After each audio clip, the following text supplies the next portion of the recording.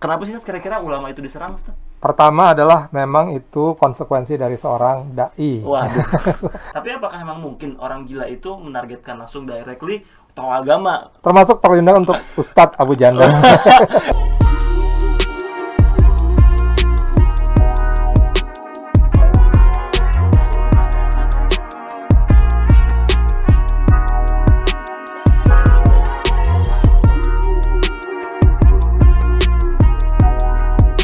Assalamualaikum warahmatullahi wabarakatuh. Ya, welcome to Advokasi. Gua Hot Abdurrahman. Untuk kali ini kita bakal ngebahas satu topik yang lagi banyak banget dibahas sama orang, yaitu adalah penusukan Syekh Ali Jaber. Untuk lawan bicara gua kali ini adalah masih sama, yaitu adalah anggota DPRD tersayang kita, yaitu Ustadz Muhammad Taufik Zulkifli. Sayang ya. Sayang, Ustadz. Aneh untuk anggota DPRD paling akrab itu Ustadz. Oke, karena nggak kenal yang lain kali. Yang lain juga, tapi yang paling akrab, paling intens itu sama Ustadz. Jadi tersayang banget nih. Apa kabar Ustadz sekarang? Apa kabar? Baik, alhamdulillah. Ya, selalu baik. Kita kan sekarang lagi ramai nih Ustadz, kemarin penusukan Syekh Ali Jaber. Ya. Itu gimana Ustadz, menurut Ustadz penusukan Ustadz? Ya, menurut saya itu adalah suatu hal yang sudah sejak jauh-jauh hari kita PKS dan kemudian juga umat Islam ya itu gaungkan ketika sebelum pemilu itu PKS mengusulkan ada undang-undang ya tentang perlindungan ulama dan tokoh agama. Gitu, ya.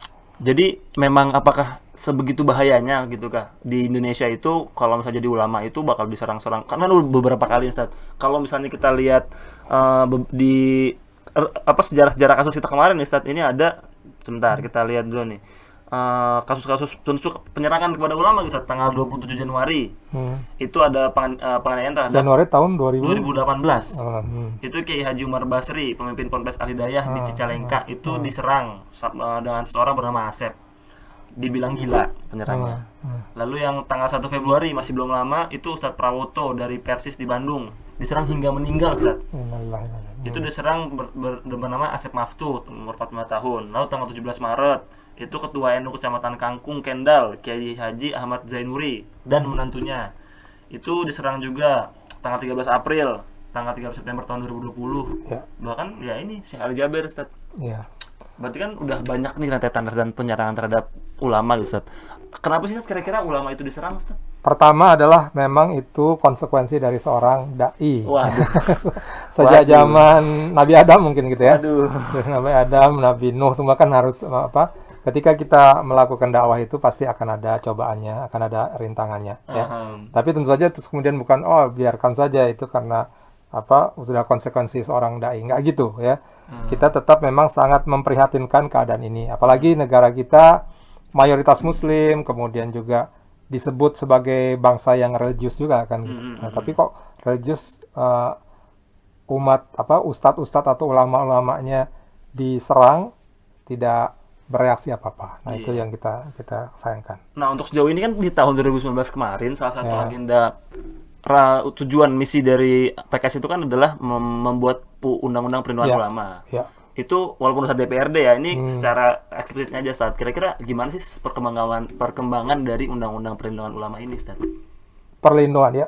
Dulu yang kita usulkan namanya adalah Undang-Undang Perlindungan Ulama dan Tokoh Agama. Sebenarnya tokoh agama bukan hanya Islam saja ya. Jadi semua tokoh agama ya, semua tokoh agama. Kalau tentang kepada guru dosen itu sudah ada undang-undangnya ya, undang-undang tentang kependidikan ya.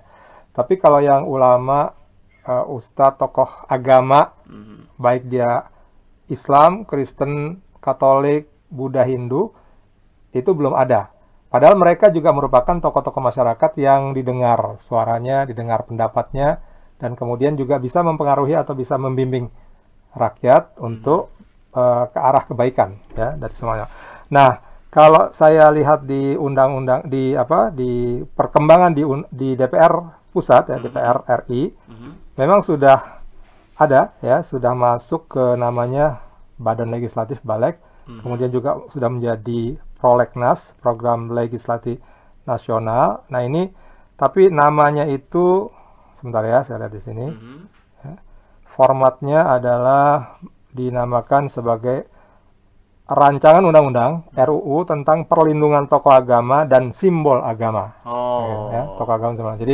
Jadi semua simbol atau semua tokoh dari semua agama dan simbol-simbolnya. Ini berarti dalam rangka mencegah kasus seperti ini dan juga mencegah kasus pelecehan agama juga, Ustaz ya? Iya. Karena kan memang di Indonesia ini rawan banget, Ustaz, namanya pelecehan-pelecehan terhadap agama. Khususnya kepada Islam, Ustaz ya, walaupun ada juga untuk agama-agama lain. Nah, kalau misalkan kita dari berkaca dari Syekh Al-Jaber kemarin, Ustaz, di Syekh Al-Jaber itu lagi-lagi ketika tersangkanya ditangkap, itu dinyatakan gila, Ustaz. Pertanyaannya, apakah mungkin seorang yang gila, ini belum kita gimana cara dia menetapkan gila dalam waktu secepat itu, Ustaz, polisi ya. Tapi apakah memang mungkin orang gila itu menargetkan langsung directly tokoh agama gitu, Ustaz? Dan apakah mungkin orang gila itu menyerang orang secara ekstrim pakai pisau gitu, Ustaz? Karena aneh pun ketemu orang gila kayaknya nggak bakal nyerang pakai pisau, Ustaz. Ngeri juga ya. Iya.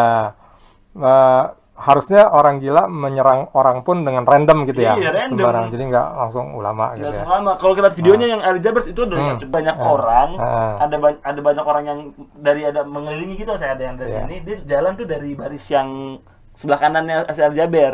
Dia jalan langsung naik ke panggung, tiba-tiba langsung mengincar Al-Jabernya itu, Ustaz. Nah, kalau kita berpikir logiknya, apakah orang gila bisa seperti itu mindsetnya, Ustaz? Kalau secara logika ya kita bisa tahu sendiri ya, bahwa mungkin ada permainan atau yang lain. Tapi kemudian kalau fakta hukumnya ya kita lihat bagaimana pemeriksaan polisi. Tapi polisi atau aparat hukum harus memeriksa dengan baik ya, dengan netral ya. Jadi tidak kemudian membeda-bedakan antara kasus satu dengan kasus yang lain. Ya. Kalau sikap PKS sendiri Ustaz, terhadap penyerangan ini gimana, Ustaz? Kan kita sempat lihat ada Ustadz HNW Hidayatul Wahid yang tweet tentang ini kasus udah jadi berulang-ulang, masa dibilang orang gila lagi. Ada Ustadz bahkan Ustadz Madani Alisera kemarin bikin tweet tentang penyerangan ini, Ustadz. Kalau dari Ustadz pribadi atau yang mewakili sebagai ketua DPD Jakarta Timur itu gimana, Ustadz, sikap Ustadz? Ya, sikap kami adalah mengutuk ya, artinya penyerangan atau penyerangan dan pelecehan lah dikatakan ya terhadap ulama ini tidak bisa terus-menerus dibiarkan. Ya, jadi harus segera diambil tindakan khusus, tindakan segera. Bahkan kalau yang untuk Ali Jaber ini tindakan darurat lah, benar-benar harus seperti apa. Dan perlu saya katakan juga bahwa ini bukan hanya PKS ya, ini udah urusan dari semua umat Islam. Bahkan fraksi yang menyuarakan RUU ini bukan hanya Partai Keadilan Sejahtera, tapi juga PKB, Partai Kebangkitan Bangsa, dan P3 ya, Partai Persatuan Pembangunan, yang semuanya partai Islam. Ya, jadi kita memang sudah sangat gerah juga ya, sudah sangat kesal gitu ya. Ini kok seperti ini bisa terus didiamkan, dalam tanda kutip didiamkan ya. Jadi ya bukan hanya Islam, tapi yang sebagian besar Islam. Mungkin karena kita mayoritas Islam, sebagian besar Islam, jadi kita agak geram gitu. Agak geram ya, Ustaz. Nah, kalau misalkan kita berbicara tentang penyerangan ini, Ustaz, ada juga kan ada salah satu kiai yang ditusuk turun dari mobil tuh, Ustaz. Ya, Kiai Wiranto, Ustaz, itu ditusuk juga. Dia bilangnya kan gak gila teroris, Ustaz. Gimana tuh, Ustaz?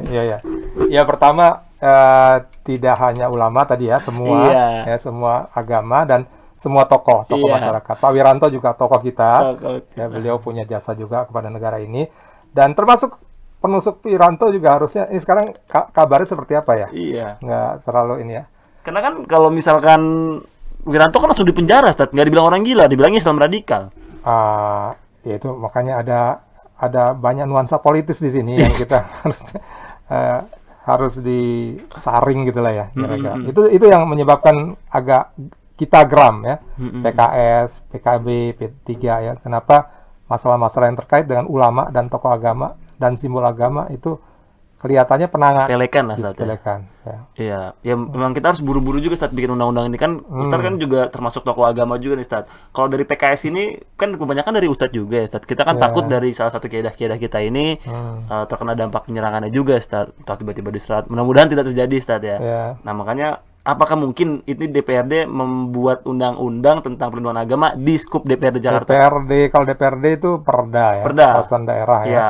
Perlindungan ulama ya mungkin saja ya, cuman kemudian kalau masalah-masalah yang sifatnya agama gitu ya, sifatnya yang lebih nasional, itu urusannya urusan pusat. Jadi daerah itu tidak bisa membuat misalnya khusus untuk di daerah Jakarta, ulamanya akan dilindungi. Ntar kalau ke Bekasi jadi enggak gitu kan jadi lucu ya.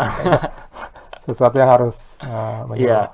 Karena kan kita ngeri juga Ustaz, takut tiba-tiba nanti ada salah satu ustadz besar kita kena serang juga, Ustadz Abu Janda gitu Ustadz. Termasuk perlindungan untuk Ustadz Abu Janda. Kan dia Ustadz juga katanya. Ya, itulah Ustadz tentang penusukan Said Ali Jaber ya udah banyak bahas juga, udah terlalu banyak yang ini juga. Kita sebenarnya nggak terlalu konsen dari Said Ali Jabernya, kita konsennya terhadap penusukan terhadap tokoh agamanya juga ya Ustadz ya. Kalau misalnya Ustadz menanggapinya ini, kira-kira pesan-pesan Ustadz terhadap tokoh agama gimana? Apakah perlu ketika dia lagi ngisi ceramah atau apa dia bawa senapan gitu Ustadz biar nggak takut dia diserang? Apakah harus kayak gitu Ustadz?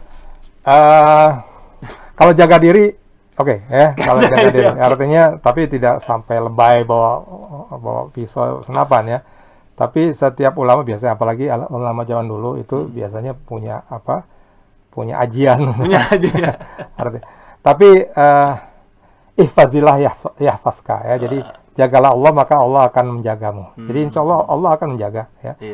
Walaupun kemudian tadi Ustadz Ali Jaber kena ya, terus kemudian ada yang meninggal dan seterusnya ya. Nah di sisi Allah itu insya Allah bukan sesuatu yang sia-sia. Ya, kita tetap yakin ya bahwa apa yang kita lakukan dakwah ini adalah dakwah yang al-haq ya, di atas kebenaran. Jadi memang konsekuensinya kalau misalnya memang diserang orang atau kemudian bahkan syahid ya, itu adalah konsekuensi dari seorang dai. Seperti tadi Khalid katakan bahwa nanti kita takut kalau ustadz PKS. PKS itu sebenarnya nggak semuanya ustadz, tapi semuanya dipanggil ustadz. Kalau nggak semuanya ustadz ya. Jadi ya kita nggak